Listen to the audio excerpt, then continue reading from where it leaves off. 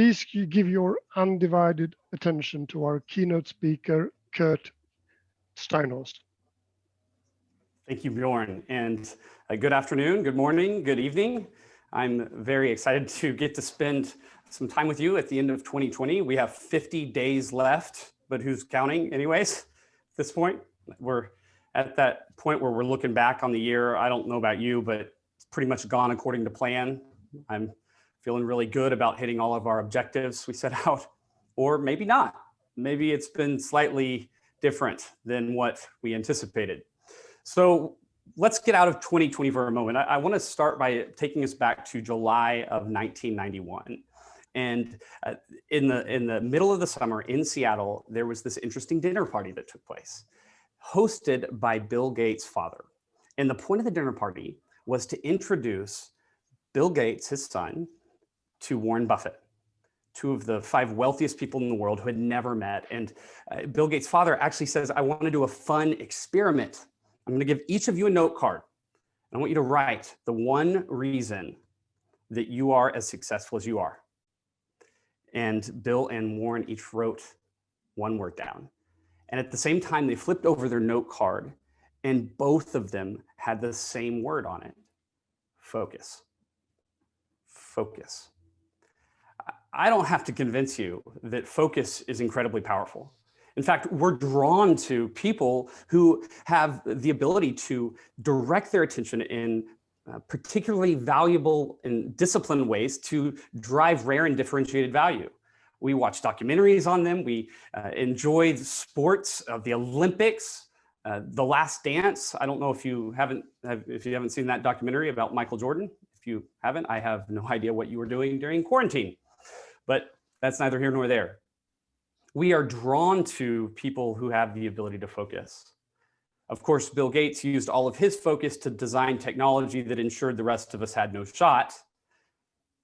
But the challenge with focus is that while we know it's important and powerful, we actually, what we see in the work that we're doing is we see organizations with the desire to have the output that only focus can create, creating cultures and ground rules and technology decisions that actually ensure the environment will give them no shot of being able to do that. And for many of us, we say, I'm gonna focus. Focus is something I'm good at, especially as attorneys that are peak performers, academically successful. You've, on some level, had the chance and been able to direct your attention to learn and to be more productive, and be more efficient, drive more better outcomes, all of which is what focus is the outcome of, right? So the problem is that today, that's actually never been harder. And for the last 10 years, I've studied the science of attention and had a chance to work with leaders around the world on this subject. And honestly, the reason that I cared so much about focus, I should note I'm older than I look. I'm 57 with great moisturizer. No, I'm kidding. I'm 37. And I am actually a part of the generation often accused of being incapable of focus. That we hear this all the time. It's millennials. And I spent 7 years as a researcher and spokesperson for the largest generational research firm in North America. And we hear it over and over again. It's these kids, they can't focus, they can't get their work done. They're always on their phones. And then we did research and realized it wasn't even the millennial generation. It was actually Gen X that was spending the most time connected to digital, and it was all generations experiencing it. It is a new problem. And over the last 10 years, what I've seen is this consistent theme of rising obligations, more interruptions, inundated by more information, more meetings, and less capacity for people to actually get work done. And yet, we had a change. At that moment, COVID came and it just reset the ground rules and made it all worse. And what we're finding today is that there's about a 48% increase on average in digital messaging, a 55% increase in the number of meetings people are having to attend. Of course, that results in over a third of people being at the highest levels of burnout they've ever experienced. And the question is there another way? my fascination with this is because I was actually diagnosed as a kid with attention deficit disorder. Yes, you hired someone to speak about focus with a condition that says they can't. Next up, my grandmother's going to teach a session on how to use TikTok. And it was actually my childhood. I grew up in an academic family with a bunch of lawyers, by the way, who helped me find shortcuts. I'm hyper competitive. And it was through these shortcuts that it worked until I started my own business in 2010. And it was at that point, the number of inputs coming at me just overwhelmed me. I'll never forget, I get an email from a client. I was helping people with a huge platform know how to capture the attention of their audiences. And it was a Hall of Fame NFL player who happened to be my grandparents' hero. And he sends me a message and he says, hey, just checking in. And what he really was saying was that I hadn't delivered on the thing that I owed him. It was his third message. And the problem for me was that focus was great theoretically. And all the life hacks and self-help tips worked perfect tomorrow, and they never worked for me today. And so I started this journey of saying, how do we do this differently? What does research actually say about this? How do we apply it in ways that allow us to understand what it is that will really drive our attention? And the core here, and where I want to spend our time, is that the reason focus is so important, but also why it's so challenging, is because your attention is the most limited and precious resource that you have. It is the most competed over. 4,000 to 7,000 advertisements are being thrown at you because people know that what gets your attention, your pocketbook will follow. And this is why Satya Nadella, the CEO of Microsoft, said, in a world of increasingly infinite computing power, human attention is today's most scarce resource. And my question for you is, how often do you think about this resource? Most people don't. Most people think and want to manage, when we say a precious resource, our time. That's what we want to manage, our time. The problem with time, it's really important, but we can put in time. And if we don't give our attention to something, we don't benefit. If you ever been on a date night with your partner or spouse and decided that you were going to also work on a case, you know how much credit you get in that scenario, right? And attention is so incredibly valuable. We manage our health. But what I want to offer is the possibility of reorienting the way we work around the limits of human attention. Because how these decisions are made within your firms will ultimately dictate how you're able to navigate a moment of extreme uncertainty, complexity, rapid change, rising global competition. And the good news is that the few organizations that shift and make tactical changes have incredible power moving forward. We're seeing it over and over again. So with the time we have, here's what I'd like to do. Moving forward, I want to walk through the 4 key elements, the framework that we use to really measure like focus, what's required for focus, the pillars that shape our ability to focus, and the science behind that. And then I'll also offer, we'll see how much time we have, but 2 or 3 really practical, you can do this tomorrow. This is what we're seeing work in a digital virtual world where people are dispersed and teams are no longer in the same room. Some people are now moving back in the same room and we're in this moment. So what are things that we've seen really working on a practical level with our clients? So does that sound good? Perfect, perfect. I know that I have a lot competing for your attention. The average dropout rate on Zoom meetings in terms of focus is about 10 minutes. The inbox is just too alluring. The client message is there. They need something. The flash sale on lawn furniture. So there's a lot of competition. But what I do want to suggest is that the amount of attention you pay to this and any other thing will dictate whether it provides value to you in the future and to others. And really, when we look at these 4 elements, it can provide a pathway for us into how we can make these changes. So I'll just dive into them. Number one, focus requires clarity. Clarity. What actually deserves attention? What deserves attention? With 200 emails, 121 on average is what people are, that last was studied at the end of 2019, so probably gone up since then, but 121 emails a day. the rising number of meetings, how or what actually deserves your attention? What matters most? What matters most? And this actually tells us something about the core of distraction, because often people think that distraction is when I'm playing Candy Crush, right? Or when I'm on my phone. I was walking through an airport when I was back in the good old days when people flew. And I guess the person heard me speak, I'm not sure but I was looking and I was texting my wife walking to the gate, and somebody walked up to me. I was like, hey, aren't you the distraction guy? Ha, caught you. Stop being distracted. And I was like, you did.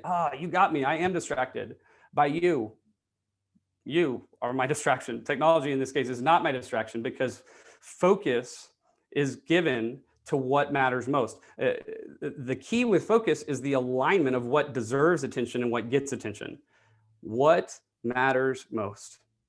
Now, where the complicating variable is today is that technology, while it's not the problem, it has done something to radically reorient what our perception is of what deserves attention.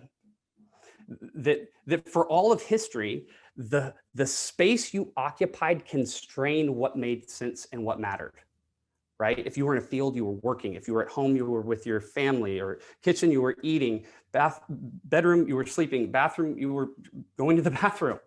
And now it doesn't matter.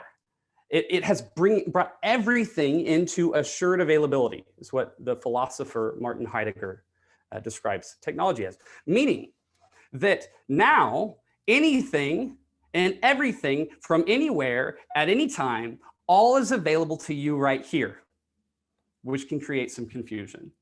And in those moments, our brains go naturally to recency, what mattered recently, frequency, what have we constantly seen, and then even more towards things that could kill us. This is very important biologically. I was scuba diving in Costa Rica, and I don't know if anybody scuba dives. It's one of the great joys of my life, and we're swimming in the water, and it gets dark.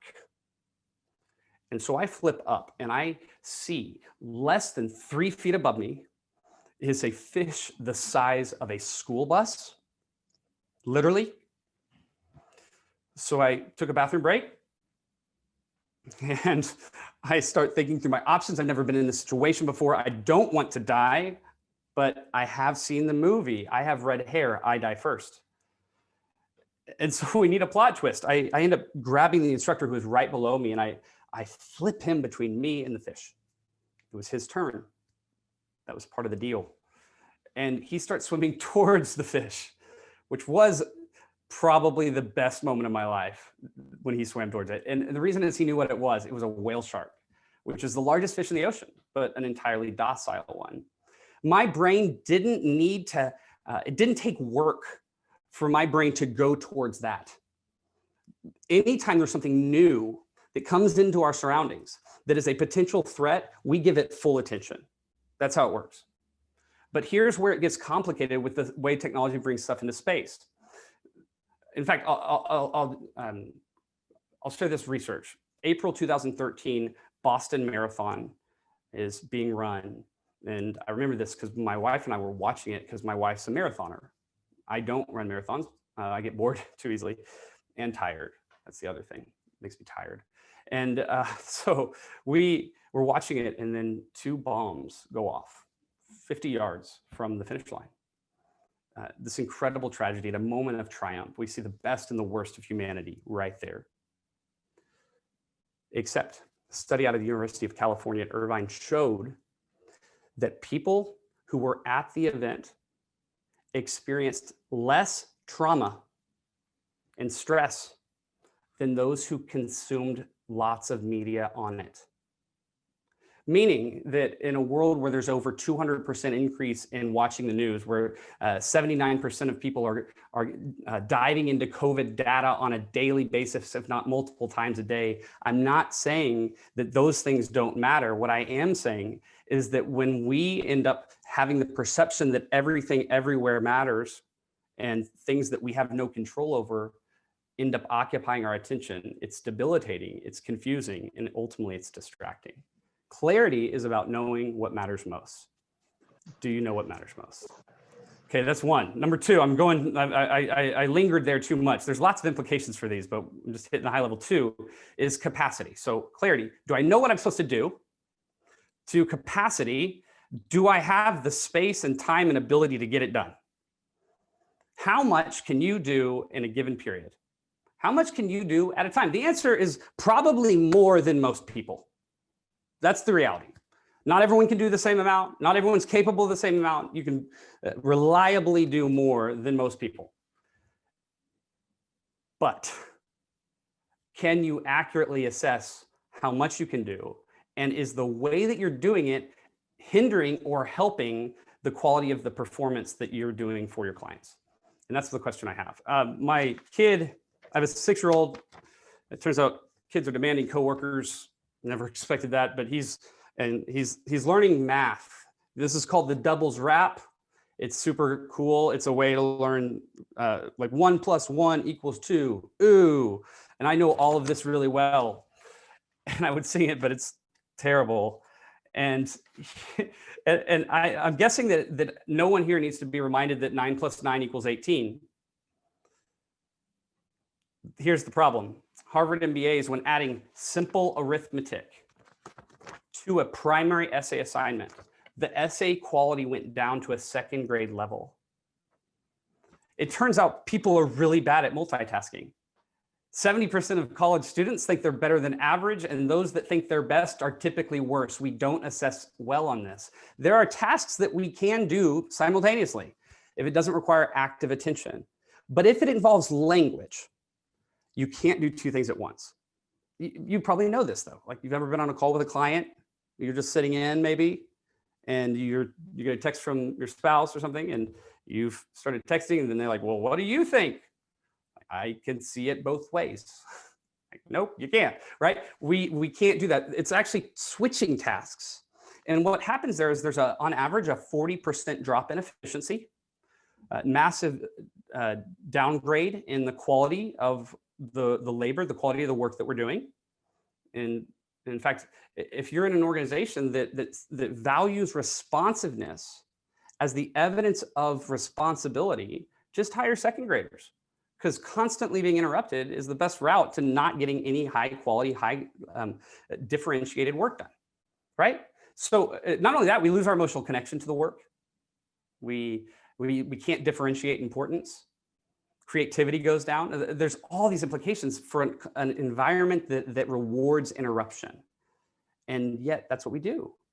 And going digital, this is almost the mantra. We don't know if people are working since we don't see them. And so we're going to schedule enough meetings to make sure they aren't. That's the way we're doing it.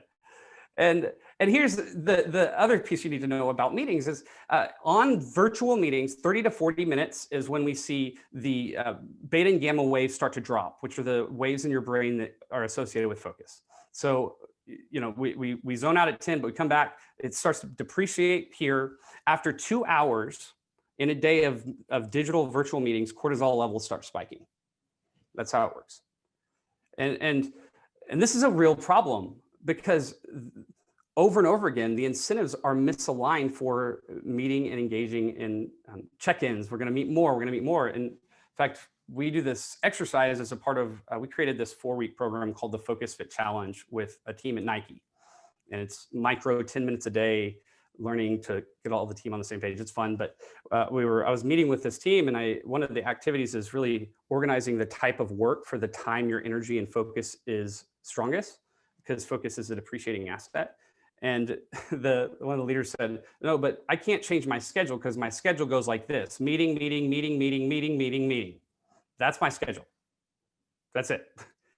In fact, I had another client that broke their toe because they were at one meeting, they had the other meeting, and it turns out they still have to go to the bathroom, and depends are hard to find these days. So it was highly unfortunate, and nailed his foot on the corner of his desk. So there's lots of hazards when we ignore these constraints, is really the core. And as we think about teams, the question that I have is, are you alleviating or are you adding to the plates that we have? Often we pass stuff off because once the volume gets high enough, our goal just becomes flip it off, move it off, move it off. And we CC people, we add people in. And so I want to suggest that a better lens for this is to assume people aren't reading what you're sending, to assume they don't have time to actually process it, and then to say, I'm only going to send them, I'm only going to ask of them what I actually know they distinctly need to be involved in. Okay, so that's capacity. I'm going to go faster, I promise. Number 3 is my favorite. So not only do we need to know what we need to do we need to have the space and time to do it, but number 3, we have to want to do it. Human curiosity. The third pillar is curiosity. For many people, the association that we have with focus is it's for knocking out boring drudgery, that long task list. Focused people can get through the whole task list. Like I can get to inbox 0, which is a great way to fill up your inbox quickly, because the more you send, the more you receive. The more you send, the more you receive, right? I want to offer a different model that you can't enslave your attention. The number one reason people leave a job is because they're bored. They're bored. I don't know that that applies as much in law firms. To be honest, I know there's workload is not that direction, but we end up bored doing a series of rote tasks. The reason curiosity is so critical is because as we live in a changing market, and let's be clear, this moment is the slowest change will ever be. The slowest it will ever be. It is only speeding up. The human advantage over machines is the part of our brain, right hemisphere, that is drawn to and connects new ideas and explores and learns more. And so I want to present the model of focus to be centered on exploration.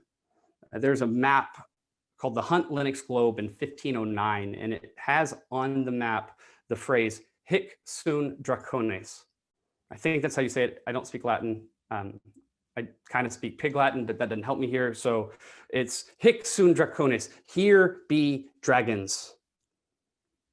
That if you went too far, then you'd find fire-breathing, human flesh-eating lizards.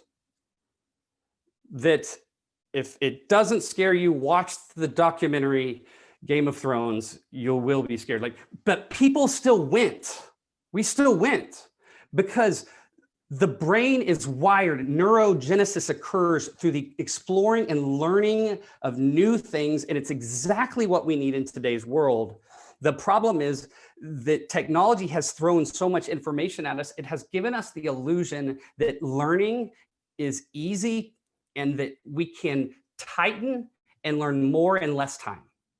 We can't.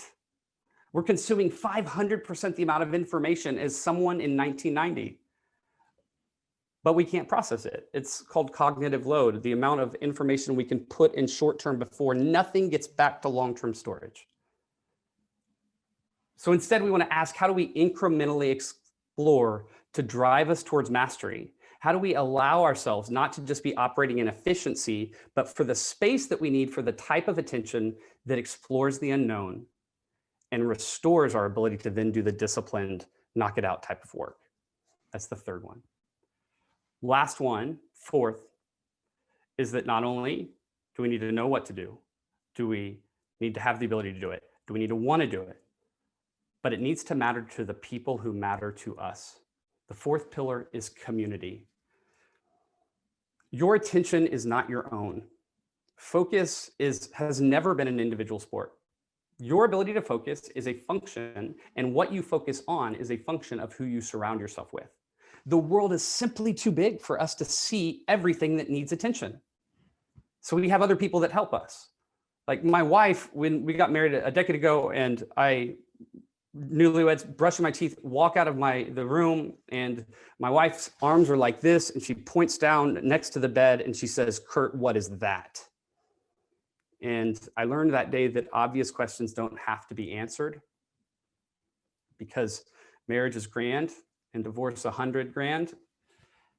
And that's super cheesy. I apologize for that. And she's pointing at jeans on the floor. It turns out that's not where they go. I didn't know, but I didn't even see them because for all of my life, at that point, 29 years of my life, I'd always put my jeans on the floor. And that's all she could see. We need each other. People direct attention based on what others pay attention to. But here's the radical upending that has huge ramifications for you. That until 100 years ago, the people you lived with were the people you worked with. There was an implicit understanding of what mattered, of what deserved individual and group attention, that we agreed on it. And there was a cost to stealing from one another. If I'm in charge of fishing, no one eats if they interrupt me. But then the car came around 100 years ago and it let us work with different people than we lived with. And when we did that, we ended up needing to balance two communities, work-life balance. But today, that's not how it is. We are seeing what we term the fragmentation of identity, especially if you have younger people that are coming into your firms, that they connect with any group anywhere, but that also means there's no cohesive community that guides the narrative of what deserves attention. And so they come into your firms and you assume that because they're in your firm, they're going to work as one who is a part of the firm. And they have a different relationship with you. It's commoditized. As you fear the legal industry being commoditized, they're actually thinking of work as a commodity, meaning I do as little as I can to get paid as much as I can. You, as the employer, do as much as you can, or ask them to do as much as they can with paying them as little. And in doing so, we see minimal effort and focus doesn't drive. But we can instead orient towards communities, which is why the model that you have is only going to increase in value. It's also the way that buyers purchase. We work with people who we trust with, that are part of our community. It's the core need that we have. And so what you're doing is incredibly powerful because you have the benefits of the global network, but you have the local footprint, which is I can't recommend high enough. It's really exciting. But here's the key. If you have a community, you all agree and protect each other's attention, which means setting ground rules about when we're available, about how we're going to interact, that allow for each person to have the space they need to get work done. And so it's really about working agreements, an attention alliance. And so these are kind of the four big categories. I want to jump in and provide, do I have time for two, Wendy? Do I have time? Can I do two really practicals? So how do we build this? What do we do? These are not natural in the way we interact, but I'll give you number one, huge difference. You have to specifically and clearly define availability. Meaning, how do people know when they're supposed to be available and when they're allowed to not be available? What are the rules on that? In fact, let me put it a different way. What are the indicators of availability? Because what happens is we switch the equation where we're rude if we don't respond. So now we set a standard if it's Slack or Microsoft Teams that you should be reachable all the time, which means that you're interrupted all the time. They're interrupted all the time. This is especially critical when you're working across many time zones. Because let's be honest, no one is wired to work across all the different time zones. And it's absurd to think that we don't want to benefit from the flexibility that technology creates. Like, just like working across time zones isn't biologically natural, nothing about the 9 to 5 is either. But what we know is that when we don't clearly define, during this time, I do this thing, during this time, I do this, I'm dividing our time, not our attention. What ends up happening is everything gets passed through and everyone has differing expectations. And so simply this, during these times, I'm not available. This is how people know how to get it. During these times, I have open office hours and anybody can call me without having to schedule something. Define availability, particularly at the edges, okay? Number one. Number two, share asynchronously. This is probably the easiest way to have a huge bump in terms of being able to connect well and effectively. So asynchronous communication. The reason that people have shifted to email and to text messages instead of, why don't we just pick up the phone and call me? It's like, boomers, I get it, you love it, but the rest of us don't know how to use a phone for that purpose, right? The reason for that is asynchronous, that you can send a message when you want to send it, I can receive it and reply when I want to do it. That is a step forward in communication. My graduate studies is in how technology changes the way we communicate. So this was the focus of my work. And here's the problem with that.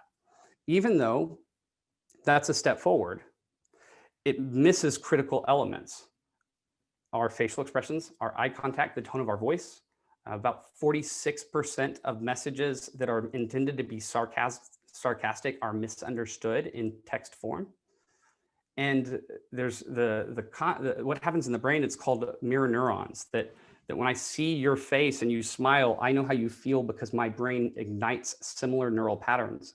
So the people we experience the emotions on and are in the same room with or watching, we actually become biologically more like one another.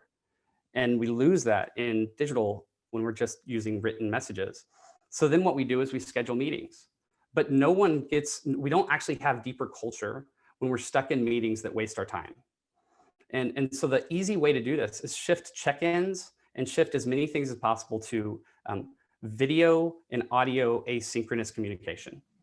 There's a program called Loom. It's incredible. It's like one click, I record a video. In fact, I'll do this. After this session, if you email me or if Wendy, however you want to do it, I'll send you a Loom recording that summarizes this quickly, shows you how easy it is to use. What that does is it frees people to not be stuck when they need to get work done, but allows people to hear how people are doing. Share asynchronously. And finally, as I close it up, number 3, I have to just jump in here, is we don't pay attention in group meetings.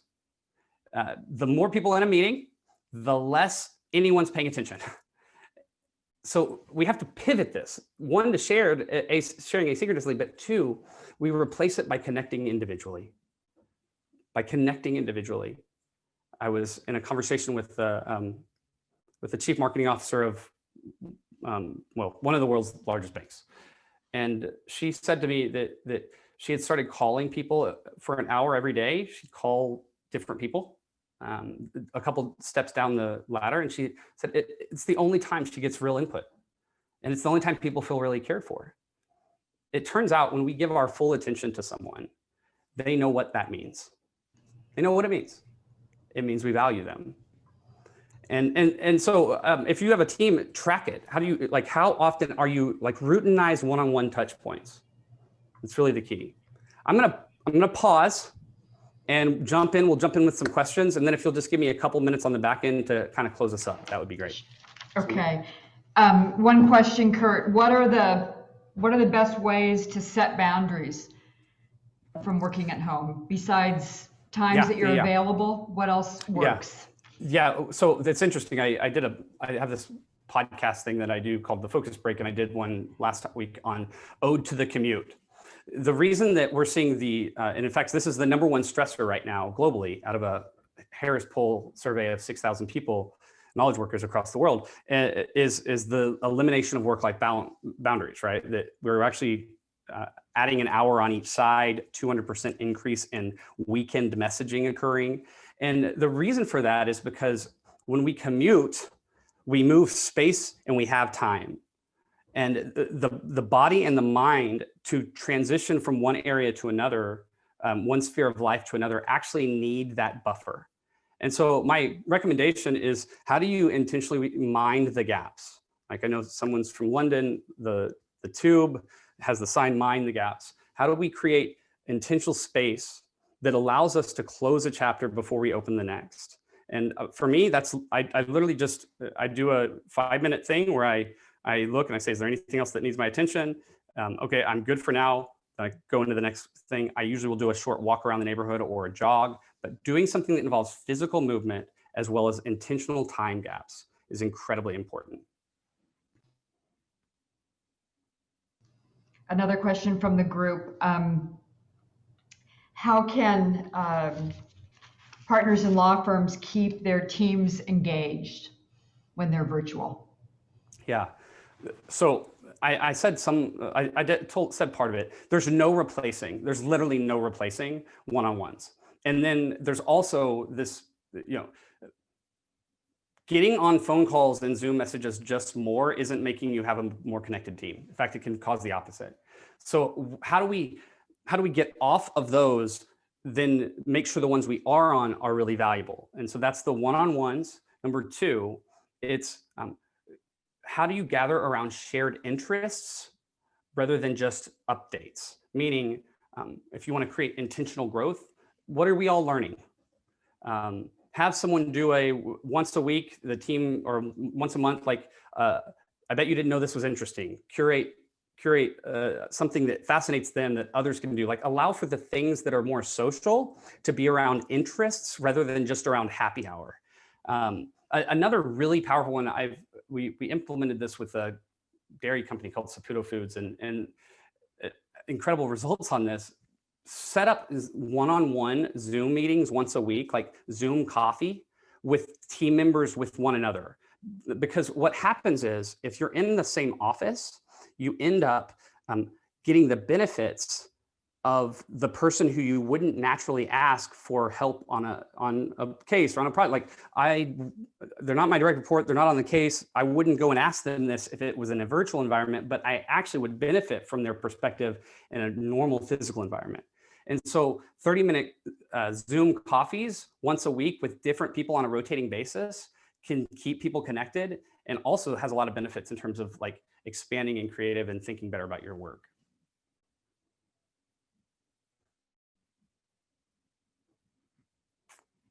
Oh, you're muted when Yep. It's the phrase of the year, right? Yeah. Mindful of our schedule, why don't you wrap this up for us then, Curt? Yeah. A couple of blocking and tackling items. I'm happy to, I know we didn't get to a ton of questions, so I'm more than happy to answer them post. And if you want to send me them, I can answer them in that Loom recording. I can also send you this slide. I kept away from slides because they're awful, and but I have them. And here's my information if you want that as well. But yeah, closing up, I will never forget. I will never forget. It was 3 years ago. I was at the Westin in Nashville. The next morning was speaking at a law firm's partners retreat, annual retreat. And I'm in the bar getting food, and a couple walks up to me and they said, "Oh, are you the distraction? Are you going to speak on distraction tomorrow?" And I said, "No." Now stop talking to me. No, I'm kidding. I said yes. And the spouse made a joke and said, "Well, the partner sure does need it, but he'll probably be too distracted to even notice what you have to say." And he rolls his eyes and says, whatever, and he walks away. And then what was initially said as a joke, she says, "No, but really, I'm hoping that he listens, because we've been married for 5 years and he's never given me a meal. He's never given me a meal." The truth is, it doesn't mean what she thinks it means. What she's saying is that she knows what attention is. It's the measure of what we value. And the real truth is, it's also the loudest, the fastest response. And when we sit in a culture that rewards constant responses, constantly on, what it does is it comes at the cost of our ability to give anyone a level of attention that creates differentiated experiences and relationship. There's nothing more powerful than being the rare person who can give the gift of your full attention to your clients, to the projects that you're working on, to the people that you love. But that will not be done on accident. We have to be intentional about what we give our attention to.